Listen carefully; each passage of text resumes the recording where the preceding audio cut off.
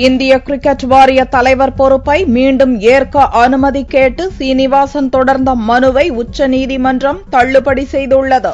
கடந்த 2013ஆம் ஆண்டு IPL போட்டிகளின் போது நடந்த ஸ்பாட் பிக்சிங், பெட்டிங் புகார்கள் குறித்து விசாரித்த நீதிபதி முகுல் முத்கல் தலைமையிலான குழு இந்திய கிரிக்கெட் வாரிய தலைவராக பதவி வகித்த N. சீனிவாசன் மற்றும் முக்கிய கிரிக்கெட் வீரர்கள் உள்ளிட்ட 12 பேர் மீது குற்றம் சாட்டியிருந்தது. இது தொடர்பாக விசாரணை முடியும் வரை கிரிக்கெட் வாரிய தலைவர் பதவியிலிருந்து சீனிவாசன் விலகி இருக்க வேண்டும் என கடந்த மார்ச் 28ஆம் தேதி உச்சநீதிமன்றம் உத்தரவிட்டது. இந்நிலையில் மார்ச் 28ஆம் தேதிய உச்சநீதிமன்றத்தின் உத்தரவில் திருத்தம் செய்ய கோரியும் IPL போட்டிகள் தவிர்த்து வாரியத்தின் இதர பணிகளை கவனிக்கும் வகையில் தன்னை கிரிக்கெட் வாரிய தலைவராக மீண்டும் பணியமர்த்த வேண்டும் எனவும் புதனன்று உச்சநீதிமன்றத்தில் சீனிவாசன் அப்பீல் மனுவை தாக்கல் செய்தார். அந்த மனுவை PS சௌகான், AK சிக்ரி ஆகியோரை கொண்ட விடுமுறை கால அமர்வு வியாழனன்று விசாரித்தது. AK பட்நாயக் தலைமையிலான அமர்வு பிறப்பித்த உத்தரவில் தாங்கள் தலையிட விரும்பவில்லை என்றும், எனவே அந்த அமர்வு முன் மனு செய்யும்படியும் கூறிய நீதிபதிகள் சீனிவாசன் மனுவை ஏற்க மறுத்து தள்ளுபடி செய்தனர்.